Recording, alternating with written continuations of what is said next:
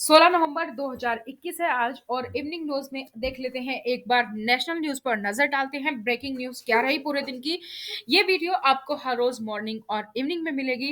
Try करेंगे एक time fix करने की, ताकि आप लोग को ये अपडेट टाइमली मिल पाए। तो अब तक की बड़ी खबरें क्या हैं जो पूरे दिन में घटित हुई, एक बार जान लेते हैं, नजर डाल लेते हैं।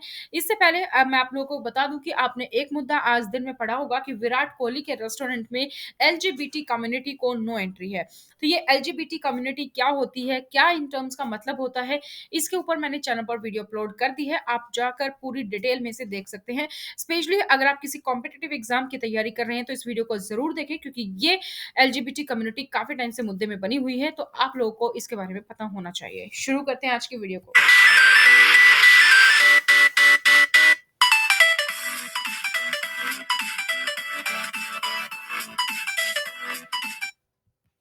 नमस्कार दोस्तों, स्वागत है आपका आपके अपने YouTube चैनल सुपर आइडियाज पर, जहां पर मैं आप लोगों के लिए लेकर आती हूं उत्तराखंड और देश विदेश से जुड़ी हुई सारी खबरें। साथ ही और भी बहुत सारी अपडेट्स आप लोगों के लिए लेकर आती हूं। तो अगर अभी तक भी आप लोगों ने चैनल को सब्सक्राइब नहीं किया है तो चैनल को सब्सक्राइब करें, साथ ही बेल आइकन को प्रेस कर लीजिए, ताकि जैसे वीडियो अपलोड होती है उसकी नोटिफिकेशन आप लोगों को मिल सके। कल फिर से खुलेगा करतारपुर कॉरिडोर। केंद्र ने कहा कि सिखों के लिए सम्मान है ये, और करतारपुर कॉरिडोर पंजाब के मुख्यमंत्री चरणजीत सिंह चन्नी, उनके पूर्ववर्ती अमरिंदर सिंह और पंजाब कांग्रेस प्रमुख नवजोत सिद्धू सहित बड़ी संख्या में सिख नेताओं ने केंद्र से गुरुपूरब से पहले कॉरिडोर को फिर से खोलने का अनुरोध किया था। अमित शाह का ये ट्वीट भी आप देख सकते हैं। In a major decision that will benefit large numbers of Sikh pilgrims, PM government has decided to reopen the Kartarpur Sahib corridor from tomorrow, that is 17th November. This decision reflects the immense reverence of Modi government towards Sri Guru Nanak Dev Ji and our Sikh community. Sultanpur जिले के करवल खीरी में Purvanchal expressway का उद्घाटन करने UP के मुख्यमंत्री योगी आदित्यनाथ और राज्यपाल आनंदीबेन पटेल की मौजूदगी में प्रधानमंत्री नरेंद्र मोदी मंच पर पहुंचे। वह एक्सप्रेसवे पर बनी 3.2 किलोमीटर की हवाई पट्टी पर C-130 हरक्यूलिस विमान में उतरे, और वह जल्द ही भारतीय वायुसेना द्वारा एक एयर शो भी देखने वाले हैं। क्षेत्रीय मौसम विज्ञान केंद्र यानी कि RMC चेन्नई ने 18 नवंबर के लिए चेन्नई, कांचीपुरम, तिरुवल्लुवर और रानीपेट जिलों के लिए रेड अलर्ट जारी किया है। बुलेटिन की माने तो दक्षिण पूर्वी बंगाल की खाड़ी और उससे सटे उत्तरी अंडमान सागर के ऊपर कम दबाव का क्षेत्र अब बंगाल की खाड़ी के दक्षिण पूर्व में स्थित है, और संबंधित चक्रवाती परिसंचरण औसत समुद्र तल से 5.8 किलोमीटर ऊपर तक फैला हुआ है। इसके पश्चिमी की ओर बढ़ने और 18 नवंबर 2021 को दक्षिणी आंध्र प्रदेश और उत्तरी तमिलनाडु के तटों से पश्चिमी मध्य और उससे सटे दक्षिण पश्चिमी बंगाल की खाड़ी तक पहुंचने की संभावना है, इसलिए मौसम विभाग की ओर से रेड अलर्ट जारी है। सुप्रीम कोर्ट ने मंगलवार को कहा कि लोग भूख से पीड़ित और भूख से मर रहे हैं, और केंद्र को विभिन्न राज्य सरकारों के साथ परामर्श करने के बाद एक योजना विकसित करने का निर्देश दिया है। शीर्ष अदालत भूख और कुपोषण को रोग को दूर करने के लिए देश भर में सामुदायिक रसोई स्थापित करने की मांग वाली याचिका पर सुनवाई कर रही थी।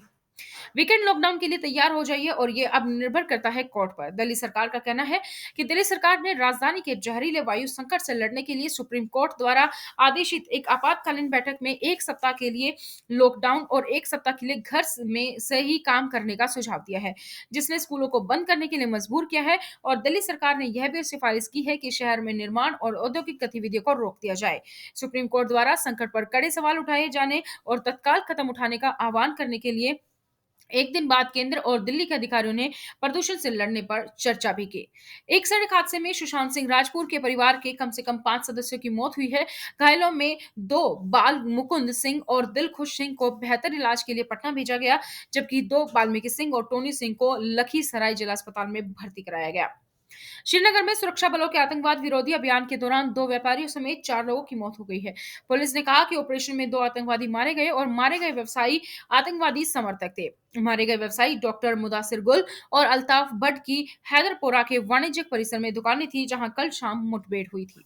भारत में 8,865 नए कोविड के मामले दर्ज किए गए, जो कि 287 दिनों में सबसे कम है, और पिछले 24 घंटों में 197 मौतें हुई हैं।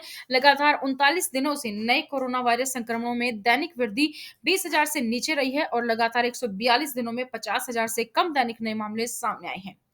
एक दिन में अहमदाबाद नगर निगम की town planning and estate management committee ने मुख्य सड़कों से मांसाहारी भोजन बेचने वाली सभी गाड़ियों और स्टॉलों को हटाने का फैसला किया है।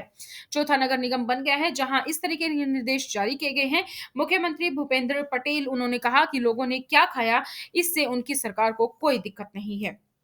सीबीएसई टर्म 1 के 2022 की परीक्षा आज से शुरू हो गई और 12वीं के छात्रों के लिए 16 नवंबर 2021 और कक्षा 10 के लिए 17 नवंबर से परीक्षाएं ऑफलाइन मोड में एमसीक्यू प्रारूप में सुबह 11:30 बजे से दोपहर 1:30 बजे तक आयोजित की गई।